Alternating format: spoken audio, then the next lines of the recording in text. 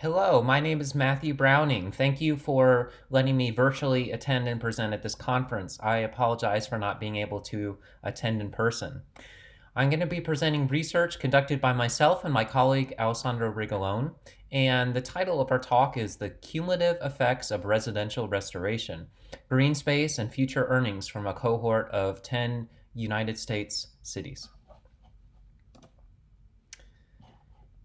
Health is strongly determined by socioeconomic status lived in during childhood. Low-income populations experience many psychosocial stressors and environmental hazards that more affluent populations don't. These factors lead to greater risk of poor maternal fetal outcomes, mental health issues, cardiovascular disease, diabetes, and even some forms of cancer. Low-income populations are also more vulnerable to the harmful effects of climate change on health, such as increased risk of respiratory, infectious, and foodborne diseases. Because of the growing health disparities between the rich and the poor, social mobility, which is the ability of the ability of children to advance in socioeconomic status, is increasingly on the public health agenda. Now, many people in the United States and other developed countries falsely believe their children can easily improve their socioeconomic status, whereas in fact, this belief, which defines the American dream, remains omnipresent despite social mobility in the United States and many places across the country in the world declining since the 1940s. There are political initiatives that attempt to revive this American dream and provide temporary relief, but many of these change with political leadership, such as education reform and social welfare programs, since they rely on governmental funds. Because upward mobility can help significantly reduce both health and economic inequalities, investments that grow over time, literally, regardless of changes in political leadership, are warranted. Among such investments, there's increasing interest in the provision of green space in children's neighborhood environments and the restorative qualities that they might have. Today, I'm presenting the results of a study as well as a conceptual model on how exposure to urban green space might be a restorative element that would ultimately lead to upward mobility as an adult. The three pathways that Alessandro Rigolone and I hypothesize are related to academic achievement, creativity, and emotional intelligence. So first, green space has been linked in some studies to actual higher test scores as well as more immediate proxies for academic achievement, such as cognitive functioning for elementary school children. Green space is also linked in experimental research to creativity, which is a trait increasingly in demand for well-paid jobs in the creative economy. Last, green space supports dimensions of emotional intelligence, and in fact, my colleagues and I in another observational study have found an association between emotional intelligence during adulthood and green space during childhood. And emotional intelligence is needed to succeed in many highly paid leadership and management positions. Therefore, all of these antecedents of green space may ultimately lead to higher earnings during adulthood. Our study encompassed the municipal boundaries of 10 cities with the largest populations in the United States in 1980. And here are these cities. We purposely selected the 10 largest cities because optimism about social mobility has been lowest in big cities, and therefore efforts to rebuild this concept, the American dream, are particularly relevant to the most highly populated urban contexts. Our unit of analysis was the census tract. Our data came from the Opportunity Atlas.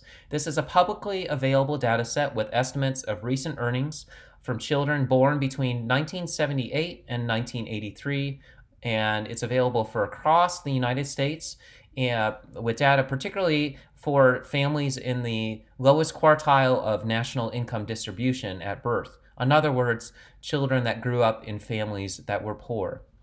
Now, parents of these children born in that period were recruited and followed until 2014, when these children's household incomes pre-tax were measured on their tax return forms. The Atlas researchers then ranked these children based on their household incomes relative to all the other children in the cohort and came up with a rank order measurement, and that's what I'll be presenting today rather than actual dollar amounts that the children earned when they were in their 30s. For each census tract, we operationalized the provision of green space with 4 measures, 3 related to parks. So the park measures included park proximity, acreage, and new parks built between 1980 and 1990. Proximity described the percentage of each census tract's area that covered parks or was within a quarter-mile buffer around parks. Park acreage described the sum of the surface of parks located within a quarter mile of each census tract. And finally, a new parks dummy variable described tracts that saw construction of new parks between 1980 and 1990 within a quarter mile of their property. We used quarter mile because it was the most appropriate distance for children with limited mobility in home range. We calculated greenness with the Normalized Vegetation Difference Index, NDVI, from the period when the children grew up, 1990 and 1980 average. The statistical analyses were a type of iterative regression called conditional autocorrelation. This was a Bayesian model with 10,000 inferences that then we reported the median coefficients. And this is a robust modeling technique that allowed us to account for both the nested structure of our data as well as the spatial autocorrelation. So those 2 attributes corresponded to tracts being nested hierarchically within cities, but then also tracts that were next to each other were more similar than tracts farther away.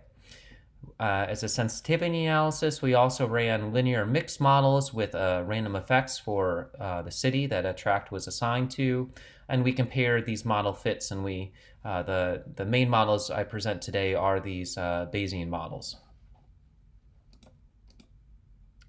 The covariates were nested within 3 different levels. There were cohort level variables, and when we considered these, we looked at past literature using this data set as well as other epidemiological studies on social mobility. So for example, we included percentage of children who lived in the same commuting zone that they grew up in, percent that lived at the same address as their parents as adults, a percent that grew up with 2 parents, as well as their spousal income.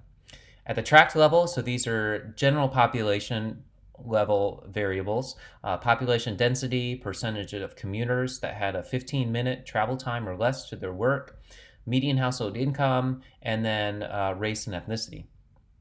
At the city level, so each tract had the same level within a city for heat, as well as population change over the time frame of the study, and air quality.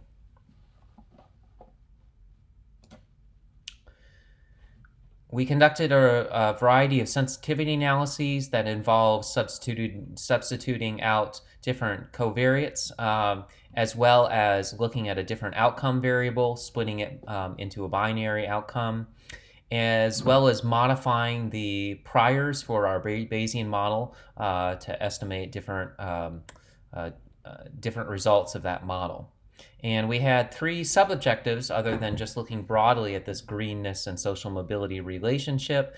We are quite interested in how the relationship varied by climate, how it varied by levels of disadvantage, and how it varied by levels of urbanicity.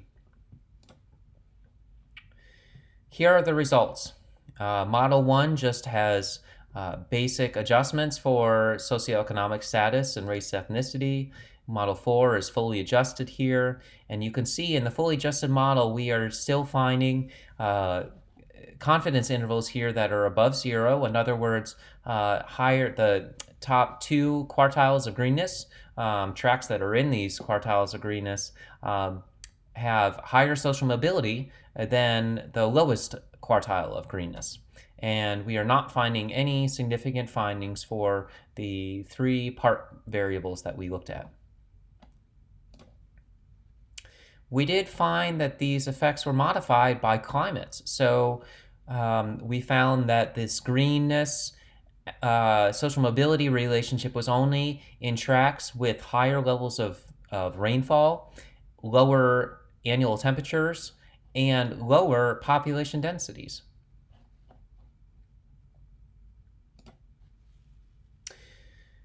These are the results of effect modification by level of disadvantage. So we found this relationship between, again, greenness and social mobility with tracts with lower levels of minority residents, for example, percent Black and percent Latinx, as well as tracts with higher income levels. So to summarize this, we did find that we found some evidence that impoverished children who grew up in tracts with higher levels of greenness perhaps might be earning some restoration from living in these areas, and that would ultimately lead them to earn more money as an adult and therefore advance in social mobility. This effect was quite modest. The observed difference in social mobility between the lowest and highest quartile of greenness was an increase in this rank measure, which ranged from 1 to 100, of 0.68%. So we were able to estimate this out to an economic dollars and cents amount based on the Raj Chetty, who helped develop this cohort. He found that a 1% rise in social mobility corresponded to approximately $1,000 more per year in annual earnings, and this is in US dollars. And with our models, we found that poor children growing up in census tracts in that highest level of quartile are earning $700 more per year than children growing up in the least cover, and approximated over the course of a 30-year career with adjusting for a conservative salary growth rate for cost of living. We found this would equate to approximately 30,000 US dollars. In other words, children that grew up in poverty but were in the highest level of quartile, the highest level of greenness compared to their peers, were earning $30,000 more over the course of their career. There are certainly policy implications for providing restorative experiences in green space for children of poverty. Growing up poor during the life course leads to markedly higher risks of mortality and comorbidity than becoming affluent. In other words, children that grow up poor are more likely to have disease and to die early, as well as experience lower quality of life. It's also associated with unfavorable neighborhood conditions like violence and lower social capital, poor family conditions like parental behaviors and lack of routines, and poor psychological states, health behaviors, and all of these would severely degrade health and the quality of life. Further exacerbating the negative effects of low socioeconomic status on health is the growing income inequality in many developed countries, including the United States, but I believe as well as the United Kingdom. And this income inequality has been called the mother of all underlying causes of health inequality. In other words, the difference in health between the poor and the rich. So in the United States, I know that approximately 18% or 13 million children grow up in poverty, and over 1/3 of these remain poor throughout their lifespan. This means that millions of children's health lies on their childhood environments and perhaps the restorative qualities of these and their ability ultimately to rise out of poverty. So finding solutions to promote this social mobility, such as urban greening perhaps, is really a public health priority. Again, here is this model that we're proposing for the pathways by which restorative experiences in green space might lead to upward mobility. And I did want to mention briefly about these effect modifications by climate, which are pretty interesting. So we found that wetter tracks showed beneficial effects, and that might be because in these wetter areas, the greenness is more representative of tree cover than grass or shrub cover. And we are finding that trees have a more protective effect, for example, against harmful environmental exposures to polluted air or urban heat islands. Also, our findings regarding temperature's effect corresponded to the growing body of literature on standardized test scores in green space around schools, which are conducted largely in northern latitude, cooler climates. So we are finding that type of environment is linking children's outcomes to the environment, and not so much in other climates. Last, we are somewhat surprised by the fact that we're finding this effect in lower levels of disadvantaged tracts. And this might reinforce the larger body of literature that shows that there's better quality and higher investments in green spaces in these areas. In other words, neighborhoods of privilege than lower socioeconomic status areas. Ultimately, we are finding that children that are growing up in poverty, but perhaps in neighborhoods that are not poor, meaning their families are poor, are the ones that seem to benefit from green space. There are strengths and limitations to this study. The major strength, in my view, is that to our knowledge, people have not examined this relationship between green space and social mobility, and social mobility is an interesting economic outcome, perhaps to the restorative effects of nature exposure. Another strength is that we found relatively consistent findings across our sensitivity analyses, which means our findings might be robust. The limitations, of course, this is an observational study and there's potential residual confounding. For example, we didn't have individual level socioeconomic status for the children. We also had city level air quality data, and air pollution varies markedly across a city. We were forced to use these data because of the time frame 40 years ago that we were trying to obtain these data. And also, we focused just on 10 cities. And so this might not be representative of the entire country, of the United States or other countries, or of contemporary societies anywhere. But there does seem to be this promise that there's this link between a restorative natural environment and social mobility for children growing up in poverty. But the benefits may only be conferred for children, again, that are poor but growing up in higher income neighborhoods with lower shares of minorities. So with that, I will go back to my first slide, which has my contact information. Thank you so much for your patience during this virtual talk.